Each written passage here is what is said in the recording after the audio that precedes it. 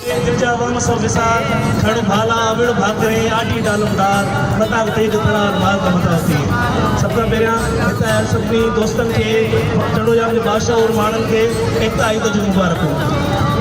ही ॾींहुं असांजे लाइ की ईद खां घटि कोन्हे को।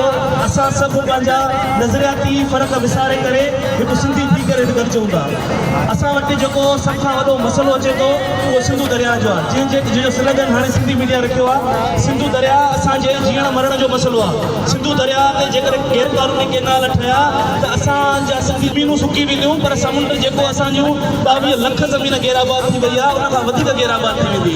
ऐं टाइम थोरो आहे, मां आख़िर में सिर्फ़ु नौजवाननि खे हिकिड़ो पैगाम ॾियणु चाहींदुमि त साथियो, माण्हुनि खे वरसे में मिल्कियतूं मिलंदियूं आहिनि, माण्हुनि खे वरसे में जाइदादूं मिलंदियूं आहिनि, पर असां नौजवाननि खे वरसे में जिदोजहदूं मिलियूं आहिनि। असांखे इहा जिदोजहद पंहिंजी सिंध लाइ करणी पवंदी ऐं सिंध जे लाइ असांजे वॾनि जेके जिदोजहदूं कयूं पाणीअ लाइ, इहो कराची जा प्रेस क्लब शायद आहिनि, इहो कमू शहीद जो धरणो शायद आहे त सिंध जे माण्हुनि असांजे वॾनि कॾहिं बि पाणीअ ते सौदेबाज़ी न कई ऐं उन्हनि जिदोजहदूं कयूं। हाणे इहा ऐं उन दौर जे आमिरनि खे झुकायो ऐं जेके मां सम्झां थो जिन जा डेडी झुकी विया त हाणे उहे बि झुकंदा ऐं उन्हनि खे इहो कानून वापसि वठिणो पवंदो।